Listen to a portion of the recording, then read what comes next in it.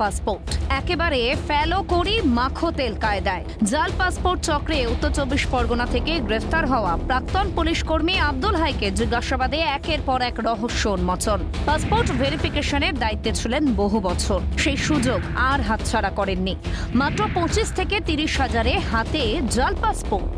আব্দুলের phone ঘেটে বহু নম্বর পেয়েছেন তদন্তকারীরা। আতাত ছিল কয়েকজন হোমগার্ডের সঙ্গেও। সেই সমস্ত হোমগার্ডের পাশাপাশি বেশ কয়েকজন পুলিশ কর্মী লালবাজারের নজরে।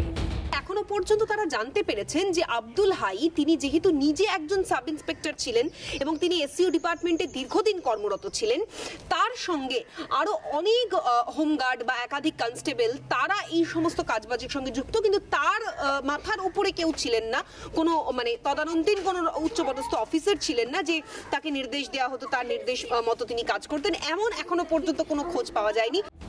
পাসপোর্টের সর্ষে খেতে ভূতেদের আনাগোনা, যাদের হাতে ভেরিফিকেশনের দায় তারাই জালিয়াতির মাস্টার মশাই।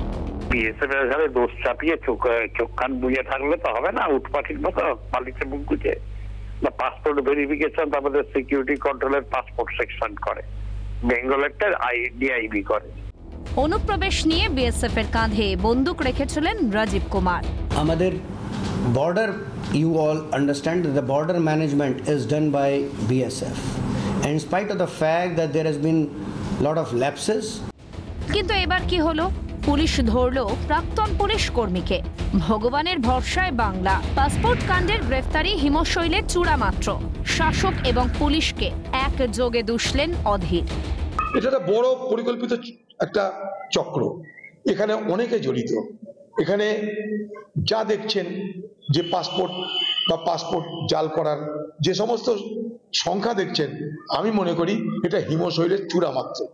পশ্চিমবঙ্গের পুলিশের কাছে এই তথ্য নেই, কারণ পশ্চিমবঙ্গের পুলিশের দায় একটাই, তৃণমূল সরকারকে রক্ষা করা, তৃণমূল যাতে বিপদে না পড়ে তার সদা সতর্ক থাকা, আর ভোটের সময় তৃণমূলকে জেতানোর দায়িত্ব নেওয়া।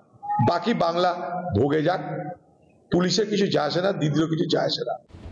শয়ে শয়ে ভুয়ো পাসপোর্টের হদিশ। এই পাসপোর্টের গ্রাহকরা কোন কোন রাজ্যে ছড়িয়ে, কোন ছকেই বা এত পাসপোর্ট প্রস্তুত করা হতো? নেপথ্যে নাশকতার ছক আর অনুপ্রবেশ। ক্যামেরায় সঞ্জীব চক্রবর্তীর সঙ্গে অভিরূপা সাহার রিপোর্ট, ক্যালকাটা নিউজ।